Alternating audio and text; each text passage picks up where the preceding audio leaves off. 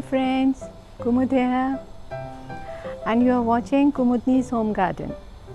So friends, कौन नहीं चाहता कि उसके गार्डन में सुंदर सुंदर खूबसूरत से कलरफुल फ्लावर्स हों, डिफरेंट टाइप के फ्लावर्स हों. एटलीस्ट मैं तो यही चाहती हूँ और इसीलिए मैं जगह जगह से प्लांट्स कलेक्ट करती हूँ और उनकी खूबसूरती को एंजॉय करती हूँ. आज हम इस प्लांट की बात करेंगे फ्रेंड्स. ये देखिए, ये सुंदर सा प्लांट का नाम है बर्ड ऑफ पैराडाइज. आप बहुत लोग इस प्लांट के बारे में फेमिलियर होंगे और बहुत लोगों के पास ये प्लांट होगा भी. लेकिन फ्रेंड्स, ये बहुत लोगों की कंप्लेन होती है कि उनके पास प्लांट तो है लेकिन उसमें फूल नहीं आता है. तो आज हम इस एस्पेक्ट के ऊपर भी थोड़ा बातचीत रखेंगे और ये भी देखेंगे कि इसको कहाँ से लेते हैं और कैसे ये लगाया जाता है और इसमें फ्लावरिंग को इम्प्रूव करने के लिए क्या किया जाए. तो सबसे पहले हम बात करते हैं कि इसको हम किसी भी नर्सरी से जहाँ पे अच्छे प्लांट्स मिलते हों वहाँ से हम इसको ले सकते हैं. तो इसको एक बार आप घर में ले आते हैं तो इसकी रूट के हिसाब से आप देखेंगे कि नर्सरी में भी ये जो बड़े बड़े प्लांट्स होते हैं ये भी छोटे छोटे गमलों में ही होते हैं या फिर पॉलीपैक्स में होते हैं. तो उसका कारण ये होता है कि उसी में वो रूट बाउंड होते रहते हैं, उनकी रूट ख़राब नहीं होती है. हालांकि वो उसको बड़ा होने का मौका नहीं लगता लेकिन उसमें जो है प्लांट जो है कॉम्पैक्ट रहता है, मरता नहीं है जल्दी से.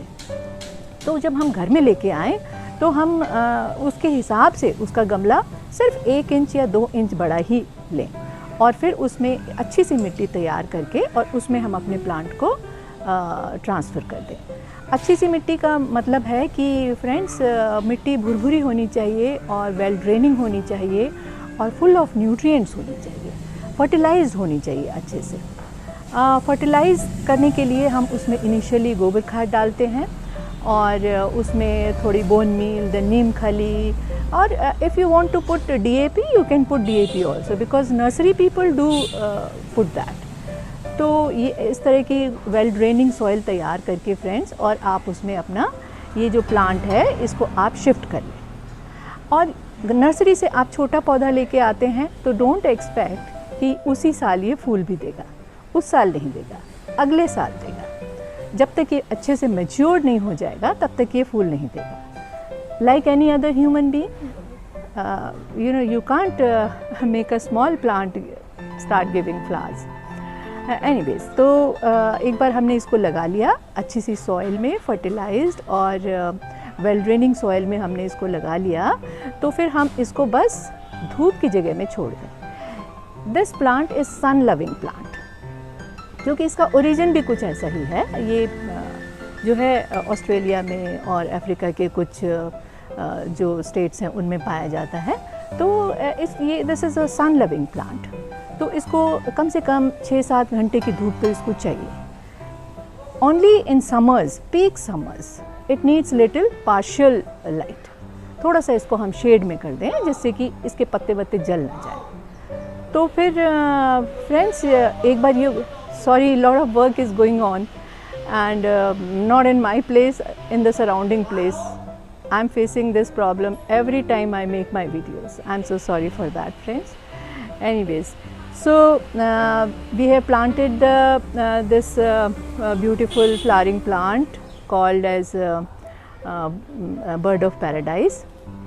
तो एक बार हमने इसको लगा दिया, फिर हम इसको सन में ही रखेंगे और इसके पानी का जो मात्रा है वो हमें इतना देना है कि इसकी सॉइल जो है मॉइस्ट रहे.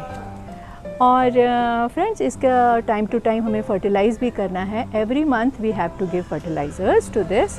यू कैन गिव DAP और NPK 20-20-20 or whatever NPK you have, and time to time, every 2nd or 3rd month you have to make a nice compost, nice mix of fertilizers, and then you have to put it around the plant, not in the root, around the plant, at the periphery of the pot.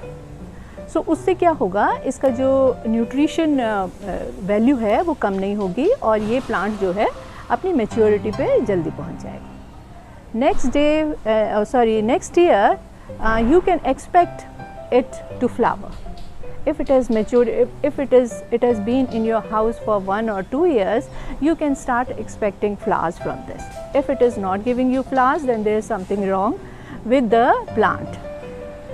Okay, then second thing is that you have to take care of the pot size.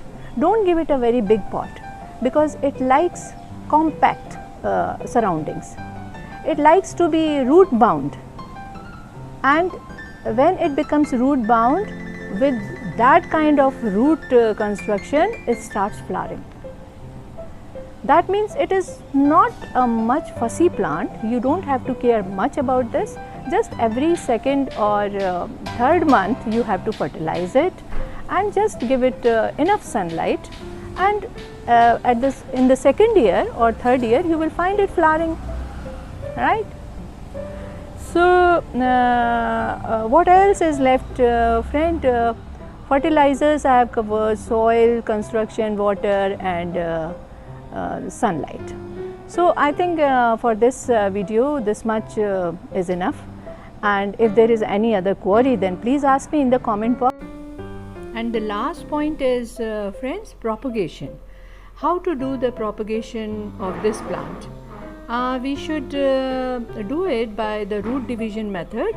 Once the plant has become full matured, like after 3-4 years, when the new shoot starts coming, then only we have to do the root division method. So when the new shoots come, then I'll be making the video, of course. That time I'll show you. So till the next video, friends, let's say bye bye to each other, and see you in the next video. Happy gardening.